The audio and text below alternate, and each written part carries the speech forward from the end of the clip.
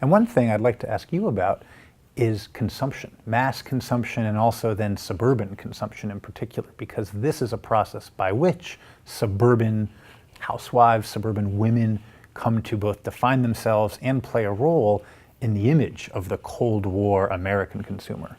Well, of course, and that to me is one of the most interesting things, is that the suburban household becomes a reflection of self. It's one's own space. Home ownership then needs to be defined by the consumer goods that go into the home. And so the 1950s sees, and especially after post-war scarcity, sees a demand for refrigerators and vacuum cleaners and washing machines. And if you look at the design of the Levittown house, everyone has its own washing machine instead of a laundry or a laundromat. But these consumer goods are expensive. So while on the one hand we're saying men must become family breadwinners, on the other hand we're increasingly piling on the shoulders of those men, the demand for ever more goods that sometimes they can meet and sometimes they can't meet. So I'm thinking here that there's a double message. So these women who are now confined to the suburbs are going to need automobiles in order to get to even part-time jobs, or jobs that can help them earn just a little bit of income. We used to call it pin money for the household.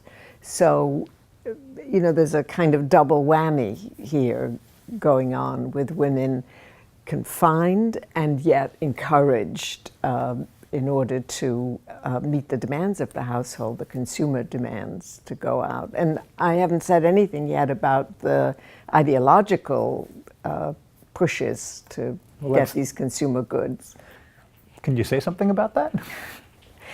So one of the fascinating things is the way in which consumption and increasing consumption becomes a kind of standard bearer for the American quality of life. And it's juxtaposed against post-war Europe, but particularly against the communist orbit, the Soviet Union and the satellite countries. So American women are said to have a higher standard of living because they own their own houses, and because those houses are filled with electrical appliances and other goods that make their lives easier. And that American standard of living is juxtaposed against the not such good standards of living provided by communist countries, where people still live in apartment buildings and where they have fewer amenities or fewer consumer goods. Now, that distinction, the American guy with his own backyard and his barbecue, becomes one of the weapons in the Cold War. If you want to have a good quality of life, you'd better have a good democratic country. It becomes a weapon, in fact, that Americans buy. It's desirable to keep producing goods because that illustrates the prosperity of Americans. It's desirable for Americans to keep buying goods because that illustrates that in a democratic society, those goods are widely available, as opposed to their absence in a Soviet society. I think of the historian Elizabeth Cohen here, who wrote a book called A Consumer's Republic, yes, about precisely this period.